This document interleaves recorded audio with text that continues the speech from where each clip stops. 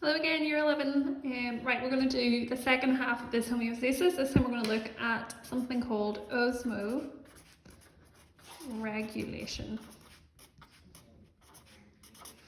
Osmo means water, and regulation. So basically, this time instead of looking at regulating blood glucose levels, we're going to be looking at regulating the water levels in the blood.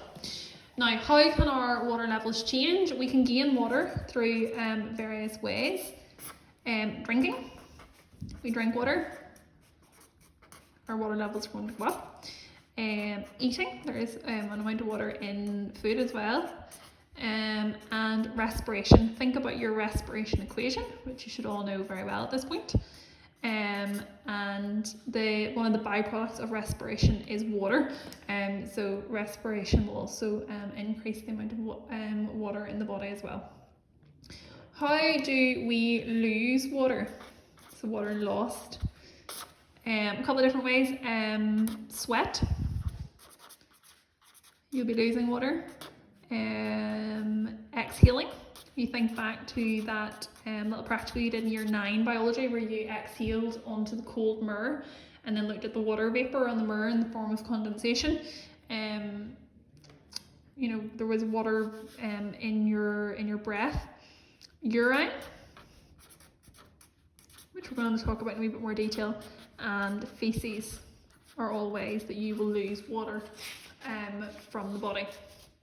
Okay, so before we look at the actual cycle, we're going to look at the kidney in a wee bit more detail. I have skipped over the bits and pieces on the kidney and the parts of the kidney, like the ureter and the urethra. You need to learn that diagram, you need to know it. I'm just going to look at osmoregulation today, so don't think that that's not important. Okay, so the kidney itself. If you can remember that the kidney, essentially, in a really basic way, now I'm really simplifying this, is like a filter. Now, if you were in my classroom, I have a fantastic demonstration of this where I walk around the room with jars of water, but we're just going to have to leave that for another day because it's not going to quite work in my kitchen. So the kidney is like a filter. So if we imagine this is the filter. And what happens when water arrives into the kidney? This is our water arriving into the kidney. All of that water gets filtered out. So it all moves from here to this part of the kidney down here. And then one of two things can happen. It will either be reabsorbed back,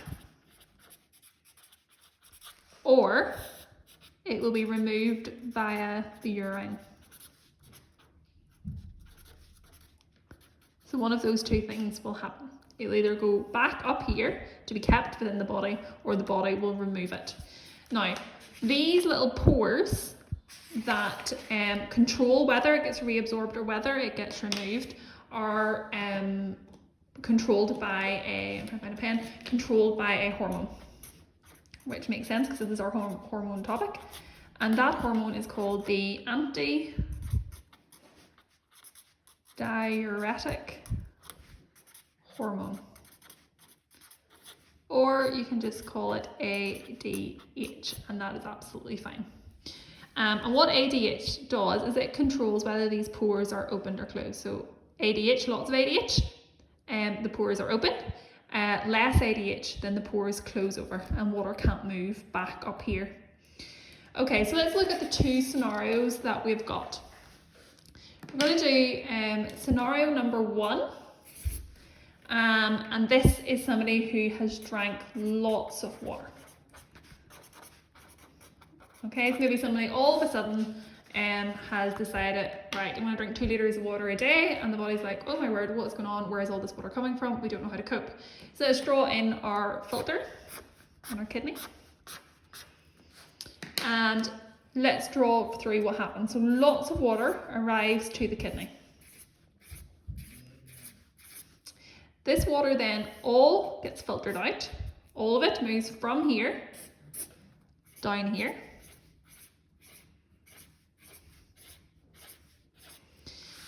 And remember then we've got two options what happens. Either it can be reabsorbed back in up here and kept within the body, or it can be removed from the body via the urine. Now in this case, because we've got so much of it, the body's like, nope, we need to get rid of some of this. We only want to reabsorb a bit. So it reabsorbs a bit, and then it will close over these pores. How does it close over these pores? Well, remember back here, we talked about the fact that antidiuretic hormone controls the pores, and if you want them to to close over, you want less ADH, because you want them closed, and then all of this water will be removed via the urine. Which makes sense. If you've ever just started to drink loads and loads and loads of water, you will know that you're running to the bathroom a lot. And that's why, because there has been less ADH produced in your body, the pores are closed over, and all this water then gets removed rather than getting reabsorbed. It will reabsorb a little bit back in, enough for it to keep you healthy, but vast majority of it will just be removed via the urine. So that is scenario number 1. Scenario number 2 is somebody sweating. Maybe they're exercising and it's a hot day. So they're losing a lot of water through sweat. So this is the exact opposite. They've got less water within their body. So let's draw our filter. So this is our kidney. We've got very little water arriving. We'll just do 3 compared to, remember over here we had lots of water arriving. All of that then moves through, it gets filtered out. And this time we've got 2 options. Again, always, will it get reabsorbed back in or will it get removed via the urine?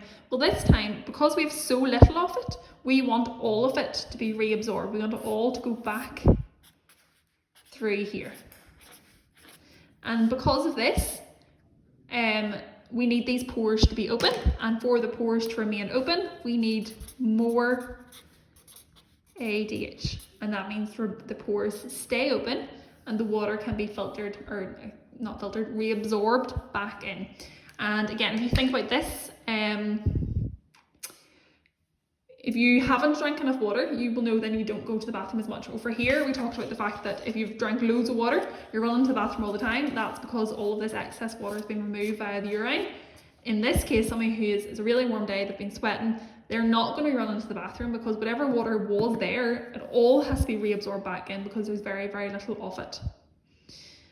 Okay, so slightly more complicated than the blood glucose one. So take your time. People's automatic instinct is to think lots of water, excess water, we need more ADH, whereas in fact it's the opposite. If you've got excess water, you need this excess water removed, so you need less ADH to make sure that these pores close over. And then if you've got less water, you need more ADH because you want the pores to remain open.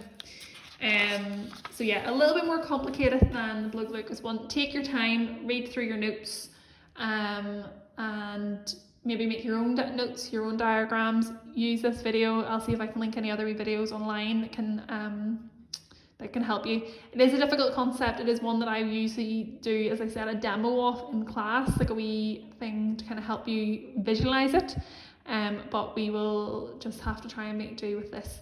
Any queries, just give me a shout, and I hope that it helped.